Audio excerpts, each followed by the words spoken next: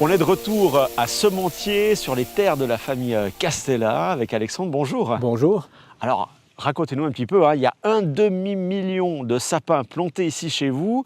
Vous êtes le fondateur de tout ça, c'était il y a 44 ans. Comment vous est venue cette passion? J'étais à l'école d'agriculture, comme mon premier métier c'était agriculteur. J'avais une petite ferme que j'ai repris de mon père. Et là, un collègue qui était avec moi me dit, il s'occupait des forêts d'une commune. Puis il me dit, j'ai un client qui vient chaque année chercher des sapins pour la vente. Et puis j'ai du mal de trouver des sapins comme ça. Puis moi je lui dis, écoute, moi j'en ai peut-être quelques-uns dans ma forêt. Ça t'intéresse? Et puis j'ai commencé comme ça. Puis finalement je me suis pris au jeu. Et puis de fil en aiguille, j'ai dit, tiens, on va développer l'affaire. Et puis on a vendu des sapins. En Suisse, on vend toujours 1,7 million de sapins chaque année. Mais d'où est-ce qu'ils viennent? Ils viennent plus de nos forêts aujourd'hui? Non, pas des forêts, c'est des cultures spécialisées. Parce que les gens, ils veulent aussi un arbre qui soit bien cultivé, qui soit plus joli, plus régulier. Et puis en forêt, on ne peut pas planter du Nordman. Donc pour ça que nous, on les plante sur des terrains agricoles. Alors ça, vous les plantez en partie ici à Semontier, mais un peu partout en Suisse. Vous êtes l'une des plus grandes. Et expliquez-nous un petit peu, justement, cette essence, ce Norman, c'est du travail.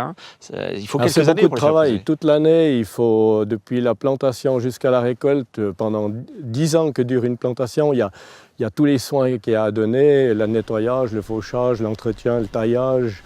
Alors c'est un travail toute l'année. Et puis le Norman, ce n'est pas une essence qui vient de chez nous. Non, il vient du Caucase russe, donc il a été importé, et puis les plants ont été développés au Danemark, et puis on achète les plants au Danemark pour les planter là. Et on n'en trouve pas dans les forêts? Pas dans les forêts, c'est interdit. C'est interdit. Alors là, on arrive en fin de saison, c'est surtout au mois de novembre qu'il y a l'effervescence. Après, il y a tout le travail que vous faites tout au long de l'année. Combien vous vendez environ de sapins chaque année? 100 000 arbres qu'on commercialise, dont 20 000 cette année de nos cultures. Et puis, ils sont destinés à qui? Nos clients, c'est les grandes surfaces, tous les revendeurs, les garden centres, toutes les personnes qui vendent un sapin sur une place, tous les grossistes. Alexandre, merci beaucoup. Merci à vous. Et dans un instant, on va à la rencontre. C'est combien celui-là? Celui-là, il fait 2,50, 2,60. Ouais, on peut couper la pointe, ouais. Je peux le mettre au milieu, comme ça, vous le voyez bien. On va avec ça? Ok. Je vous l'attache, merci beaucoup. Le mettre dans la voiture, c'est plus compliqué. Alors, on va rigoler. Il y a les petites pommes là, si vous voulez, elles sont excellentes.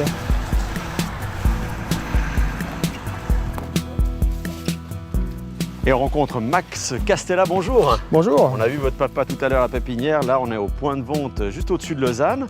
Alors dites-nous un petit peu, on a vu dans le sujet ces sapins en plastique, mais qu'est-ce qu'il en est des essences naturelles? Ça reste toujours tendance aujourd'hui, de plus en plus, et comment évoluent les prix? Oui, alors on voit aujourd'hui qu'il y a une forte demande pour le sapin naturel. Les nombres de sapins vendus restent stables, mais il y a une forte demande pour le sapin local. Donc on essaye d'en planter le maximum sur nos terres dans le canton de Fribourg et dans le canton de Vaud, mais on n'arrive pas à répondre à toute la demande aujourd'hui. Et puis comment on choisit son sapin? Qu'est-ce qu'il faut être attentif pour choisir ce sapin? Aujourd'hui on présente plein de sapins, vous pouvez choisir le sapin que vous voulez. Le sapin qui vous correspond, c'est celui qui est peut-être très fourni, très étagé, très régulier. Après ça dépend tout de votre salon et de la place que vous avez chez vous. Ouais, et puis là pour ce type de sapin, ça coûterait combien là, si je devais l'acheter là? Un sapin comme celui-ci, c'est un sapin qui a poussé entre 10 et 13 ans, je dirais. Donc ça, c'est un sapin qui aujourd'hui vaut dans les 130-140 francs. Bon, allez. Et puis, il y a la tradition de Noël, il y a cette magie de Noël. Est-ce que vous avez une anecdote particulière par rapport à l'achat de ces sapins? Nous, on a toujours à cœur d'accueillir les clients parce que ça nous fait plaisir, surtout quand on voit que c'est une tradition dans les familles et qu'il y a le grand-papa, le petit-fils qui vient choisir le sapin, ils choisissent ensemble et ils repartent dans la bonne humeur. Voilà, peut-être encore un conseil pour bien les entretenir à la maison. Oui, alors ce qui est important, c'est de le rentrer le plus tard possible si vous voulez qu'il soit joli le jour de Noël. Autrement, bien lui mettre de l'eau, le sprayer pour qu'il garde toute son humidité. Ou bien l'acheter à la dernière minute comme maintenant. Exactement. Voilà, c'est ça. Et puis, qu'est-ce qu'il advient de ces sapins après? Parce qu'ils ont une durée de vie limitée, évidemment. Il ne faut pas les garder trop longtemps non plus. La plupart des communes récupèrent ces arbres et ils sont ensuite livrés dans les centrales de chauffage à distance pour réchauffer les foyers encore une fois. Allez, encore une fois, une deuxième vie pour ces sapins. Max Castella, merci beaucoup et joyeux Noël. Merci beaucoup, merci à vous.